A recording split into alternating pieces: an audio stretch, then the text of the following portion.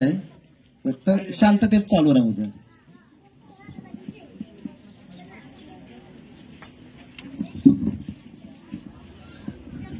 सर्व परिवर्तनवादी विचारसरणीच्या महापुरुषांना अभिवादन करतो. संकेत भोसले यांना श्रद्धांजली देतो, श्रद्धांजली वाहतो. या पुण्यानुमोदनाच्या धम्मदेसनेच्या आणि श्रद्धांजलीच्या कार्यक्रमासाठी उपस्थित असलेले सर्व ज्येष्ठ, सर्व पदाधिकारी, सर्वांना जय भीम करतो. जय भीम.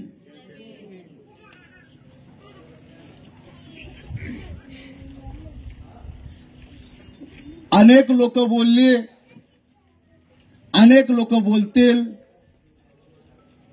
अनेक पदाधिकारी श्रद्धांजली देतील आणि आज दिवसभर सकाळपासून ते संध्याकाळपर्यंत हे सत्र चालू राहील.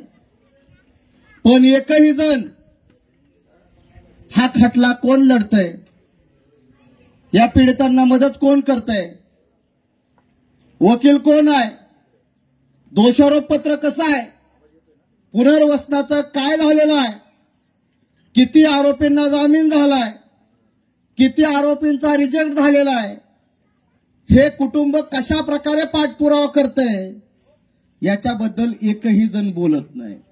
आणि ते खूप महत्वाचं आहे. आपण केसेस हारतो, केसेस निर्दोष होतात आणि आपल्या हातात निराशा पडते.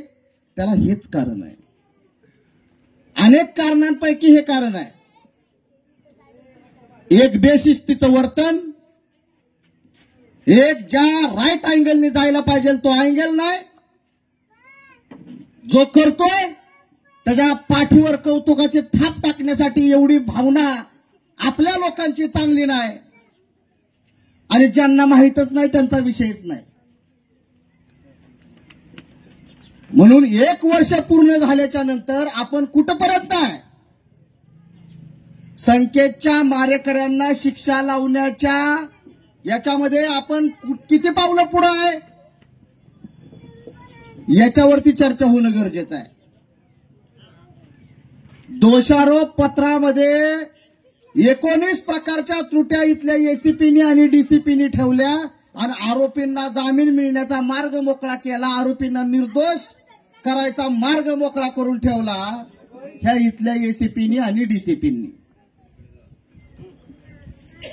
इथं संकेतला मारलेल्या पहिल्या दिवसापासून अनेक लोकांनी संकेतचे प्राण वाचवण्यासाठी प्रयत्न केला. संकेत जिवंत सापडला पाहिजे याच्यासाठी प्रयत्न केले. दुर्दैवाने हे प्रयत्न अपुरे ठरले, पण प्रयत्न केले होते. संकेतला ह्यांनी शोधला होता. इथल्या प्रत्येक पोलीस स्टेशनला, प्रत्येक गल्लीत ही माणसं गेली होती. संकेतचा बाप जो सुनील भोसले आहे तो गेला होता आणि त्यांच्यासोबत इथली काही कर्तव्यदक्ष माणसं, कार्यकर्ते हे त्यांच्यासोबत होते. बहुधा सुनील भोसले यांच्या पुढे ती 2 पावलं होती संकेतला शोधण्यासाठी. असं महाराष्ट्रातला पहिला माणूस आहे की मी इथं पहिली भेट दिली होती, त्याच्यामुळे मला हे माहिती आहे. त्याच्यानंतर ह्या कुटुंबांना अनिल महाटे, ऍडव्होकेट प्रकाश मेहत्री, खंडू उबाळे, विशाल लोखंडे, ऍडव्होकेट किरण कांबळे यांनी मदत केलेली आहे. हे मी स्वतः इथं 2-3 वेळा आल्यावरती मी स्वतः ते पाहिलेलं आहे. वकील 1000 आहेत, पण मदत करणारे किती आहेत? एक 2-3 जर सोडली तर ह्या हजारांमध्ये ही 2-3 माणसं आहेत. आणि ही 2-3 माणसं तुम्हाला माहिती झाली पाहिजे. वकील आपल्या समाजाचा आहे, बौद्ध समाजाचा आहे. 20 वर्ष झाली, 35 वर्ष झाली, 40 वर्ष झाली. त्याचा ऍटिट्यूड, त्याचा मीपणा, त्याचा अहंकार, त्याची पिशवी धरायची का कागद धरायचे का बॅग धरायचे, असला हा जो अहंकार आहे आपल्या लोकांचा, आणि आपल्या वकिलांचा की माझ्या पुढं केलं पाहिजे कोणी ह्या पीडित कुटुंबांनी. अरे ह्यांच्यावरती दुःखाचा डोंगर कोसळलेला आहे आणि तुला मी पणा ठरतोय. तू फोन केला पाहिजे, त्यांनी तुला फोन करायची वाट बघतोय. आज 1 वर्ष झाल्यानंतर ह्या संकेतच्या बापाला सगळ्यांना फोन करून बोलावं लागतंय की 1 वर्ष पूर्ण झालंय आणि तुम्ही ह्या कार्यक्रमाला या. ही वेळ तरी त्या बापावरती यावी का? हे आंबेडकरी चळवळीतल्या नेत्यांचं आणि आमच्यासारख्या सगळ्यांचं कार्यकर्त्यांचं काम आहे. 1 वर्ष पूर्ण होत आहे. या वहीमध्ये जे जे नेते मंडळी ह्या इथं भेटायला आले होते त्यांची सगळ्यांची नावं आहेत साहेब. आणि मी पहिल्या दिवशी या ठिकाणी आलो होतो त्यावेळेस या कुटुंबाला विनंती केली की एक वही करा आणि कोण कोण आश्वासन देऊन जातंय आणि कोण परत फिरकत नाही ह्याचा मागोवा घ्या आणि ती जग जाहीर करा. कारण आज इथं भेटून गेलेली काही नेते मंडळी ती परत हित कधी आली नाही ती.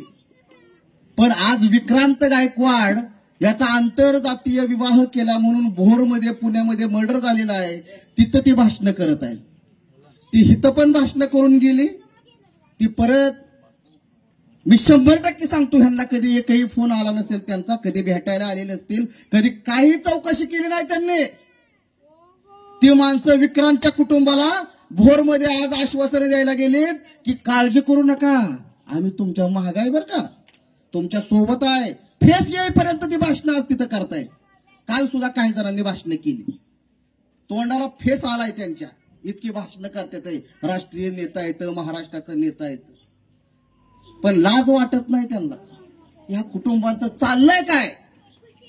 या मुंबई आणि मुंबई परिसरामध्ये मी अगदी 10 वर्षाचं 15 वर्षाचं सांगत नाही तुम्हाला, मी 2च वर्षांचं सांगतोय.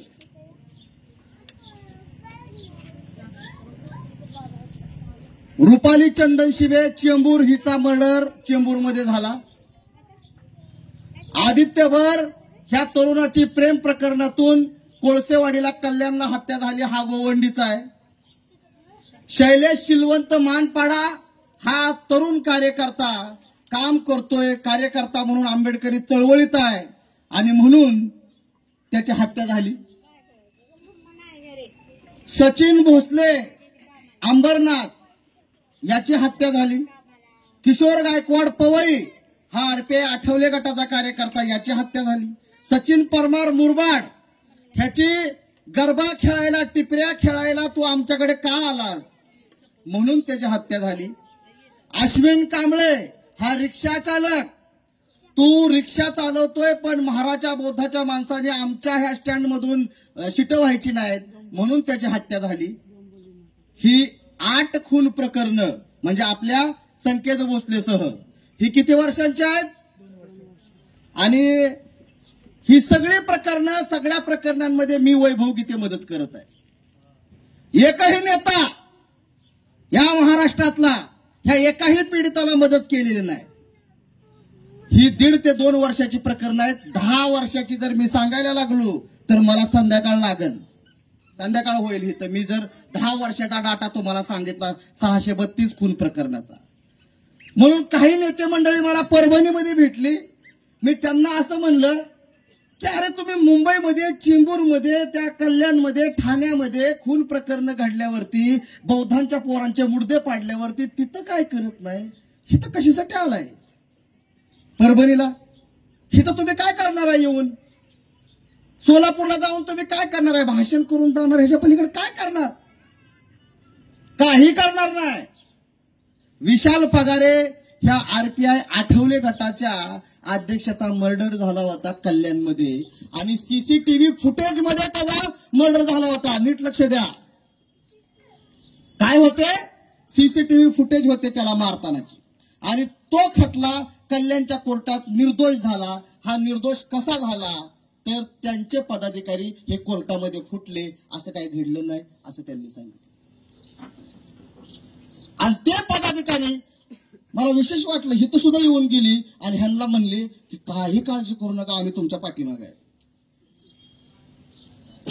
ह्या नकली लोक ती कुठल्याही पक्षाची असतील, कुठल्या पक्षावरती मी टीका टिप्पणी करत नाही.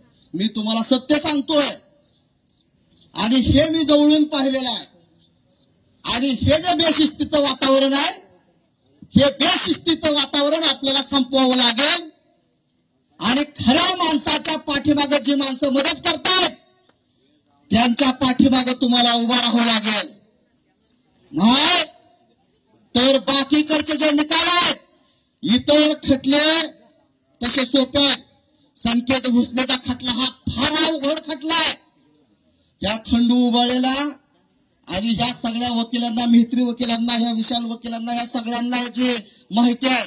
कारण पहिल्या दिवसापासून ह्या सगळ्यांना ह्याचं काय काय आहे ते सगळे बारकावे माहिती आहेत वकील साहेब तुम्हाला सगळ्यांना. आणि काय घेतलं नाही दोषारोप पत्रात हे सुद्धा तुम्हाला माहित आहे. काय लूफहोल्स ठेवलेत हे सुद्धा तुम्हाला सगळ्यांना माहित आहे. डीवायएसपीनी एसीपीनी तपास केला, दोषारोप पत्र पूर्ण केलं, ऍडिशनल एसपीला पाठवलं की हे बरोबर आहे का? ऍडिशनल एसपी म्हटलं हो, ऍडिशनल सीपी म्हणलं हो की हे बरोबर आहे. सरकारी वकील म्हणला हो हे चांगलं बनवलंय. आणि हे दोषारोप पत्र कोर्टात गेल्यावर ज्या वेळेस आम्ही पाहिलं तर त्याच्यामध्ये 29 त्रुट्या आम्ही काढल्या. मेहत्री वकील, मी वकील, विशाल आम्ही सगळ्यांनी बसून हे दोषारोप पत्रात काय त्रुट्या आहेत, 3 सुपर क्लास 1 ऑफिसरनी ती चेक केल्यावरती एवढ्या त्रुट्या त्यांनी त्याच्यामध्ये ठेवल्या. लाज वाटली नाही त्यांना.